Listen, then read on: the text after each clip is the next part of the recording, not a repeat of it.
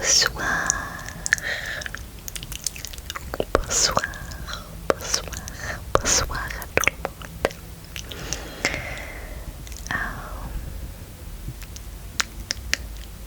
Je suis vraiment heureuse que tu es là sur ma chaîne. Et before we start, just want to mention three things. So firstly, I always get asked if I do custom videos. Yes, I do. Please check out my Patreon site in the description box. There you will find more information about. As well, if you want to see extra content where I do not post on YouTube, also check out my Patreon for more information. And then also I sometimes get messages that you don't get any notifications if I load up something, so please activate the bell on the right side, click on it, and then you will get all the notification of my channel as soon as I upload something. Okay, thank you very much. This is just what I wanted to mention. Alors, aujourd'hui, je pensais que je pourrais lire quelque chose pour vous parce que quelquefois je ne sais plus quoi dire parce que pour moi c'est un peu difficile. Alors, j'ai quelque chose sur mon portable. C'est un livre et je vais juste lire le début. Et j'espère seulement que vous l'aimez. Il s'appelle L'amour dure 3 ans. Et je me souviens que j'ai acheté ce livre une fois il y a 10 ans, mais je ne l'ai plus trouvé. Mais après, je pensais que je pourrais regarder à l'internet si je trouve quelque chose, et j'ai trouvé quelque chose. Alors, je vais lire et j'espère que vous pouvez dormir ou décoller. D'accord. Alors, les vases communicants. Avec le temps, on n'aime plus l'amour et un combat perdu d'avance. Au début, tout est beau, même vous n'en revenez pas d'être aussi amoureux. Chaque jour apporte sa légère cargaison de miracles. Personne sur terre n'a jamais connu autant de plaisir. Le bonheur existe et il est simple. C'est un visage. L'univers sourit. Pendant un an, la vie n'est qu'une succession de matins ensoleillés, même l'après-midi quand il neige. Vous écrivez des livres là-dessous. Vous vous mariez le plus vite possible. Pourquoi réfléchir quand on est heureux? Penser rendre triste. C'est la vie qui doit l'emporter. La deuxième année, les choses commencent à changer. Vous êtes devenu tendre. Vous êtes fier de la complicité qui s'est établie dans votre couple. Vous comprenez votre femme à demi-mot. Quelle joie de ne faire qu'un. Dans la rue, on prend votre épouse pour votre sœur. Cela vous flatte, mais déteint sur vous. Vous faites l'amour de moi en moins souvent et vous croyez que c'est pas grave.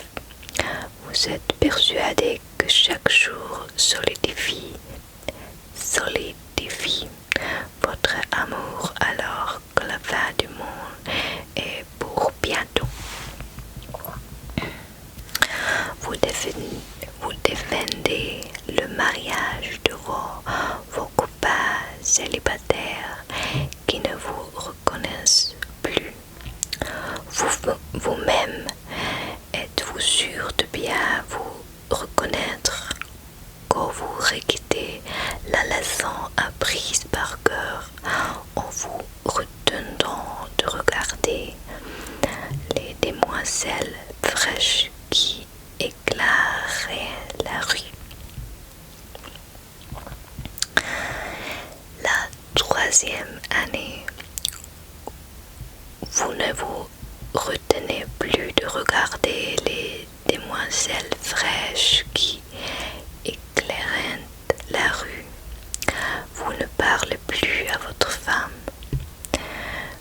Vous passez des heures au restaurant avec elle à écouter ce que racontent les voisines de table. Vous sortez de plus en plus souvent. Ça vous donne une excuse pour ne plus baiser. Bientôt le moment où vous ne pouvez plus supporter votre épouse une seconde de plus, puisque vous êtes tombé amoureux d'une autre. Il y a un seul point pour lequel vous n'étiez pas trompé. Effectivement, c'est la vie qui a le dernier mot. La troisième année, il y a une bonne et une mauvaise nouvelle. La bonne nouvelle, dégoûtée, votre femme vous quitte. La mauvaise nouvelle, vous commencez un nouveau livre.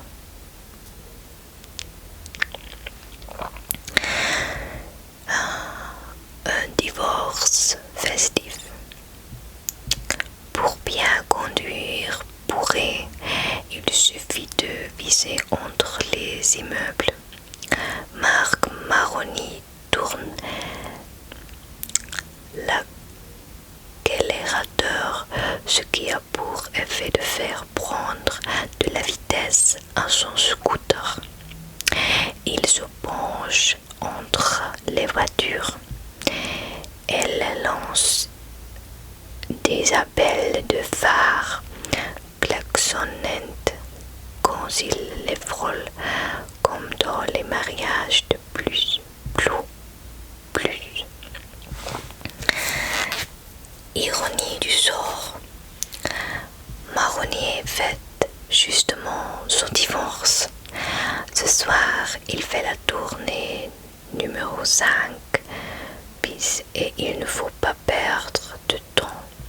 5 endroits et une soirée. Castelbuda pousse Cabaret Queen. C'est déjà ardu, alors imaginez la 5 piquée comme son nom l'indique. C'est que c'est deux voix dans la nuit. Il sort souvent seul. Les mondains sont des êtres solitaires perdus dans une abondance de connaissances floues. Ils se rassurent à coups de poignées de main. Chaque nouvelle bise est un trophée. Ils se donnent une illusion d'importance et saluent des gens célébrés. Alors, quand même, ne fiche rien de leurs 10 doigts. Ils s'arrangeaient pour ne fréquenter que des endroits extrêmement bruyants pour ne pas pouvoir parler. Les fêtes honnêtes donnent à l'homme pour lui permettre de cacher sa pensée. Peut-être connaissent autant le monde que Marc et peu sont aussi seuls. Ce soir n'est pas une fête comme les autres. C'est ça, un divorce party. Hurrah! Il a commencé par acheter une bouteille dans chaque établissement. Il semblerait également qu'il les ait pas mal entamés. Marc Marronnier, tu es le roi de la nuit, tout le monde t'adore, ou que tu es le patron de boîte, t'embrasses sur la bouche, tu doubles les filles d'attente, tu as la meilleure table, tu connais tous les noms de famille des gens, tu ris à tous leurs blagues, surtout les moins drôles. On te donne de la drogue gratuite, tu es enfant tout partout sans raison. C'est pas croyable à quelle réussite sociale tu es arrivé en quelques années de chronique mondaine. Un nabab, mondaniteur. Mais alors, dis donc, explique-moi un peu pourquoi elle séparait ta femme. Nous nous sommes séparés d'un comment désaccord, comme elle marque et entrant au bus. Puis il ajoute: j'ai épousé Anne parce que c'était un ange. Et c'est précisément est devenu petit à petit une caricature de lui-même.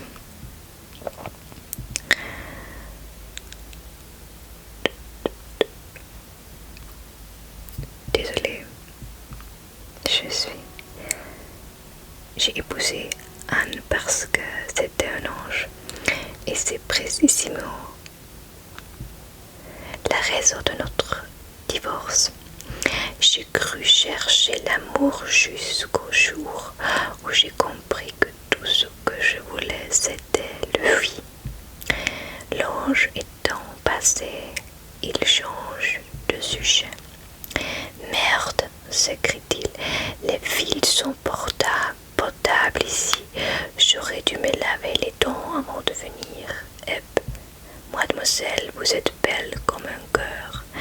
Pourrais-je enlever vos vêtements, s'il vous plaît? Il est comme ça, Marc Marronnier. Il fait semblant d'être dégueulasse sous son costard en velours lisse parce qu'il a honte d'être tout. Il vient d'avoir 30 ans. L'âge bâtard où l'on est trop vieux pour être jeune et trop jeune pour être vieux. Il fait tout pour ressembler à sa réputation afin de ne décevoir personne. À force de vouloir grossir son Facebook, il est devenu petit à petit une caricature de lui-même. C'est là le fatigue d'avoir à prouver qu'il est gentil et profond. Alors il joue les méchants superficiels et en adoptant ce comportement désordonné, voire un fil géant. C'est donc sa faute aussi quand il crie sur la piste de danse: youpi, j'ai divorcé. Personne ne vient le consoler. Seuls les rayons laser transperçaient son cœur comme autant d'épées. Arrivé bientôt l'heure où mettre un pied devant l'autre devient une opération compliquée. Il remonte en titubant sur son scooter. La nuit est gelée. Avant les ballots, Marc scène des larmes couleur sur ses joues. C'est sûrement le vent. Ses paupières restent de marbre. Il ne porte pas de casque. La Dolce Vita. Quelle Dolce Vita. Ouais, où elle est. Trop de souvenirs, trop de choses à oublier.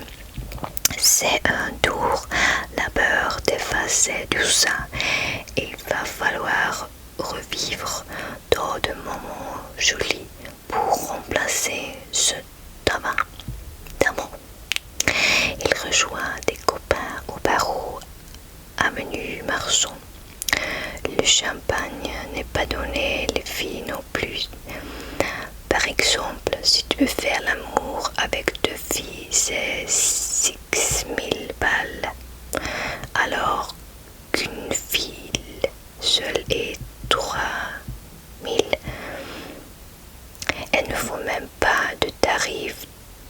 agressif. Il réclamait du cash. Marc sans chercher de l'argent au distributeur avec sa carte bleue. Elle l'entraîne à l'hôtel. C'est des appels dans le taxi. Le sous-ton de concert, il appuie sur leur tête.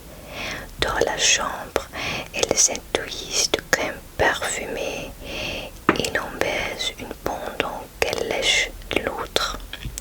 Au but d'un moment, incapable de jouir, il simule l'orgasme, puis se rend dans la salle. D'accord. Ah, c'est fini maintenant. Il s'en prend un grand moment, un bon moment pour stopper tout ça. Mais oui, je voulais justement faire ça pour vous parce que j'ai aussi vu que j'ai 17% personnes de la France maintenant sur ma chaîne. Et j'aime bien ça et j'espère que vous avez bien aimé cette vidéo. Si oui, dis-moi